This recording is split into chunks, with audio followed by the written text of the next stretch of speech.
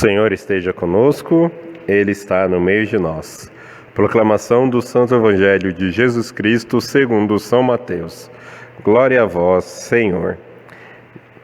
Naquele tempo, os discípulos de João aproximaram-se de Jesus e perguntaram: por que razão nós e os fariseus praticamos jejuns, mas os teus discípulos não?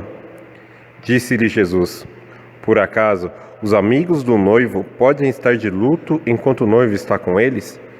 Dias virão em que o noivo será tirado do meio deles. Então sim, eles jejuarão. Palavra da salvação. Glória a vós, Senhor. Meus irmãos e minhas irmãs, a palavra de Deus nesse dia de hoje, ela é curta, mas ela nos traz uma pergunta muito grande. Será que nós não estamos deixando de cuidar daquilo que realmente importa?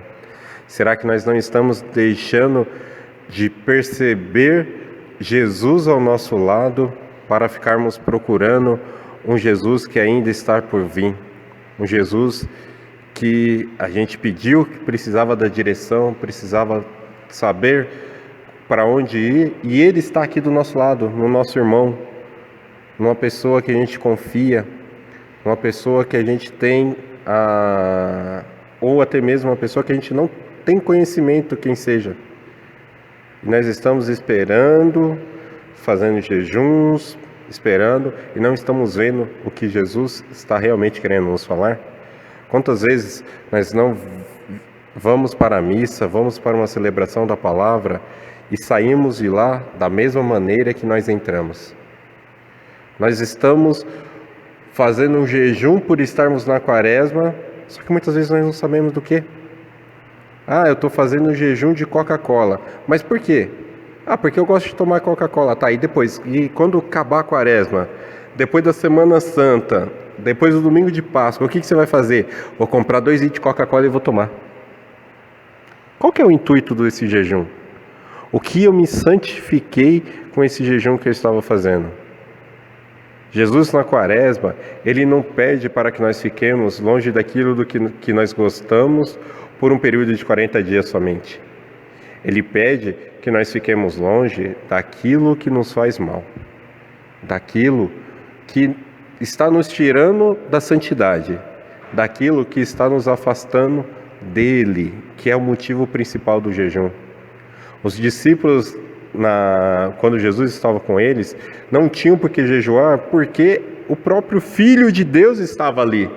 O próprio Filho de Deus estava andando com eles, estavam passando para eles o que deveria acontecer, como é o reino dos céus, como é o reino do Pai, como vai ser a mesa do banquete no dia do juízo final. Deus estava passando isso tudo para cada um deles. E o que acontece? Os discípulos de João Batista e os fariseus ainda estavam esperando que Jesus viesse. Eles não pararam para identificar esse Jesus que já estava no meio deles. A mesma coisa acontece conosco. Muitas vezes a gente não para identificar que no meu irmão que está sentado ao meu lado, Jesus está nele. Que no meu irmão que me acolheu na porta da igreja quando eu cheguei, era Jesus me acolhendo na sua casa. Que aquela irmã que me acolheu tão bem ali, preocupada comigo, ela não estava preocupada querendo cuidar da minha vida, mas ela estava preocupada, pois Maria estava nela. Maria estava sendo representada por aquela pessoa, e Nossa Senhora está sempre preocupada com cada um de nós. Então, meus irmãos e minhas irmãs, é isso que essa palavra vem nos dizer hoje. Nós temos que tomar cuidado com o que nós estamos jejuando, com o que nós estamos buscando. O que eu vou buscar quando eu vou à igreja? É simplesmente aquilo que me interessa? Eu vou só focado, só aceito o que Jesus falou comigo se Ele mesmo descer do céu e falar: meu filho, eu sou Jesus, eu escutei, você me pediu isso, isso, isso, e a resposta é essa.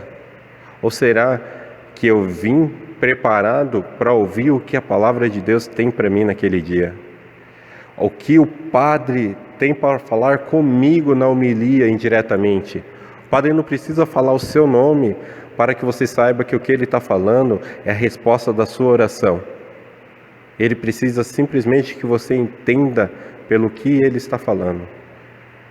pelo que você pediu e o que Deus está respondendo naquele momento. Então, meus irmãos e minhas irmãs, que nós, nessa quaresma, possamos fazer um jejum diferente.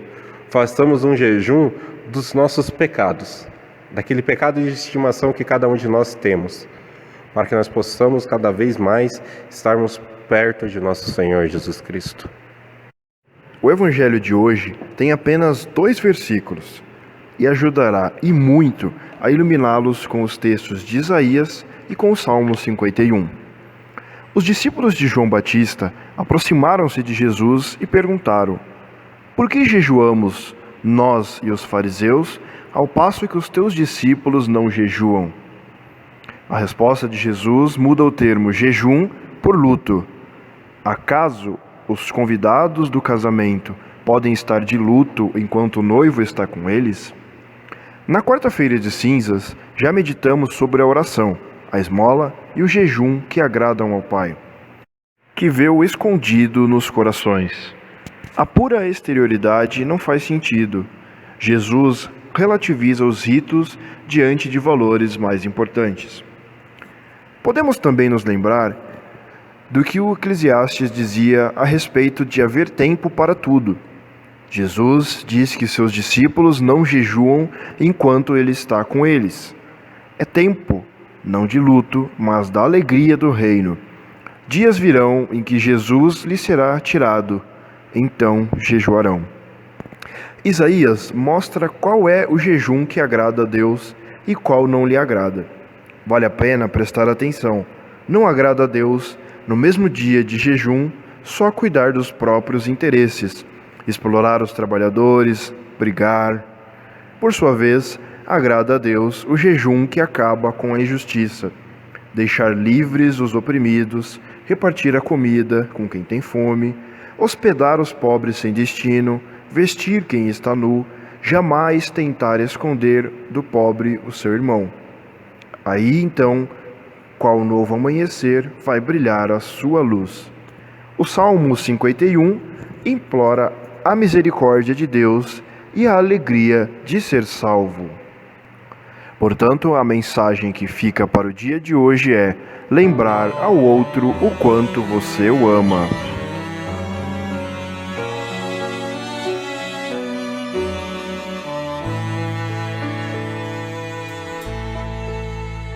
Convertei-vos e crede no Evangelho, eis o tempo favorável. Convertei